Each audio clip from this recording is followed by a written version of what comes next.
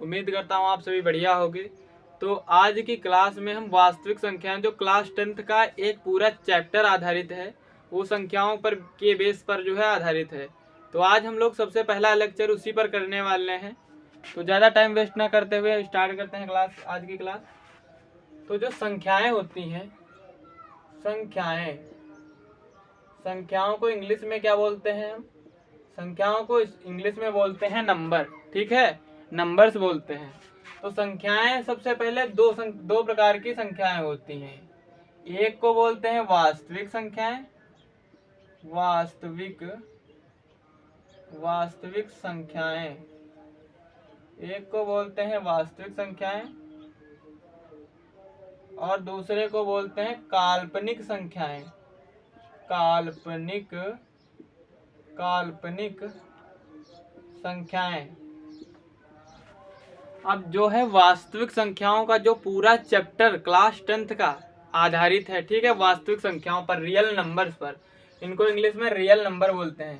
काल्पनिक संख्याएं जो होती हैं ये कौन सी होती हैं? देखो, √2, √5 माइनस का √5 माइनस का √2।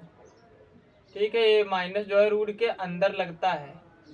इस प्रकार की संख्याओं को क्या बोलते हैं? काल्पनिक संख्याएं, जिनमें माइनस होता है। ठीक, अब वास्तविक संख्याएं कौन सी होती हैं? यानी रियल नंबर।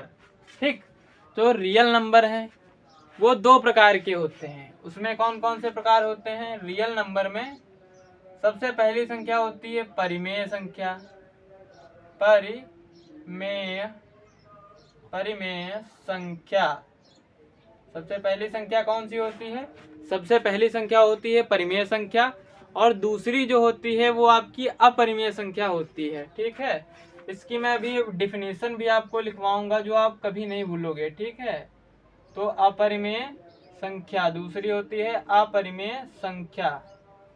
अब इनकी आपको डिफिनीशन याद करनी पड़ेगी, बिल्कुल बेसिक है जो आप कभी नहीं भूल सकते। तो देखो, परिमेय संख्या का क्या मतलब होता है? जिन्हें हम p बटा, आप लिख लीजिएगा इसके साइड में, जिन्हें हम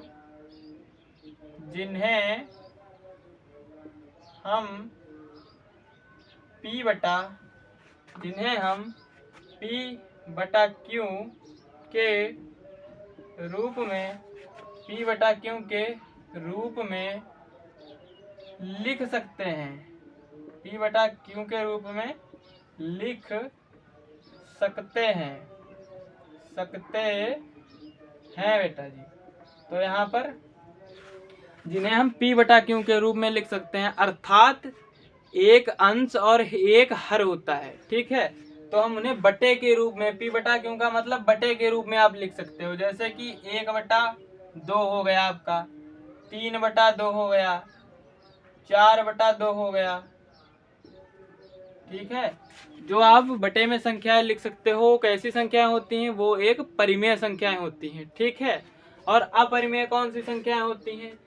अपरिमेय संख्याएं होती हैं जैसे कि √5, √7, √2, ये और पाई, ये आपकी अपरिमेय संख्याएं होती हैं। ठीक, तो अपरिमेय संख्याओं में बस इतना ही आपको कॉन्सेप्ट याद रखना है कि जिन्हें हम, इसके नीचे आपको हेडिंग बनानी है, जिन्हें हम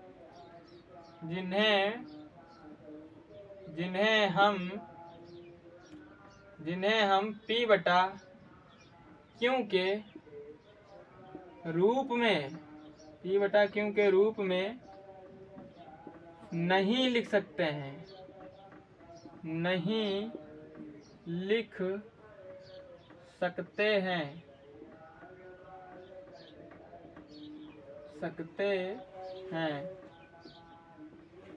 ठीक, अब जो है जिन्हें हम p बटा q के रूप में नहीं लिख सकते हैं उन्हें अपरिमेय संख्याएं कहते हैं, और जिन्हें हम बटे के रूप में लिख सकते हैं उन्हें परिमेय संख्याएं बोला जाता है।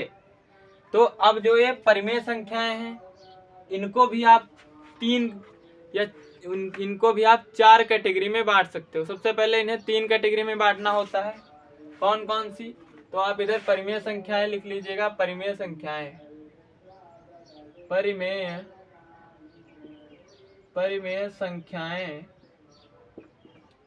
सबसे पहले क्या होता है, एक पूर्ण संख्या होती है, एक पूर्ण संख्या होती है, ठीक है। एक पूर्ण संख्या होती है, एक पूर्णांक होता है, ठीक, एक पूर्णांक होता है, पूर्ण संख्या पूर्णांक, ठीक है। और यहाँ पर ये चीजें होती हैं। तो पूर्णांक और पूर्ण संख्या कौन सी होती हैं, तो देखो पूर्ण संख्याएं वे संख्याएं होती हैं जो जैसे 0, 1, 2, 3, 4, और यहाँ पर तीसरी भी होती है कौन सी, नेचुरल नंबर, यानी नेचुरल नंबर, नेचुरल यानी प्राकृतिक संख्या,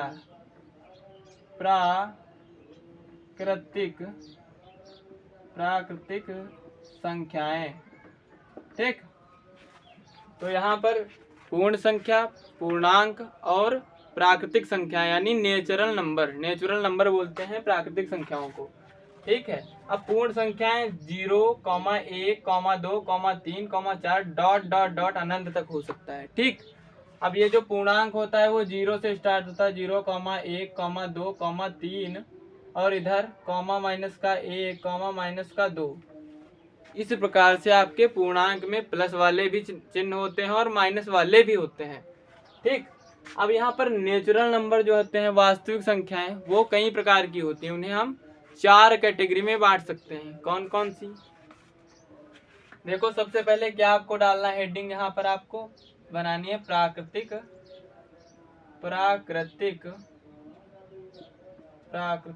संख्याएं, प्राकृतिक संख्याएं, यहाँ पर प्राकृतिक संख्याएं। अब प्राकृतिक संख्याओं में कौन कौन सी होती है, देखो सबसे पहले आपकी कौन सी संख्या आती है, सबसे पहले आपकी संख्या आती है सम संख्या, सबसे पहली संख्या कौन सी आती है, सम संख्या आती है। और दूसरी आपकी कौन सी संख्या आती है, दूसरी आपकी विषम संख्या आती है, विषम संख्या, ठीक है, विषम संख्या दूसरी आती है। फिर यहाँ पर आपकी एक आती है भाज्य संख्या, भाज्य संख्या, ठीक है।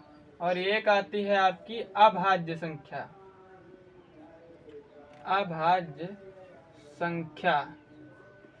ठीक।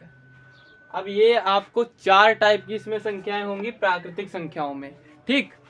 अब सम संख्याएं किन्हें बोलते हैं, सम संख्याएं हम उन्हें बोलते हैं जो 2 से विभाजित हो जाती हैं।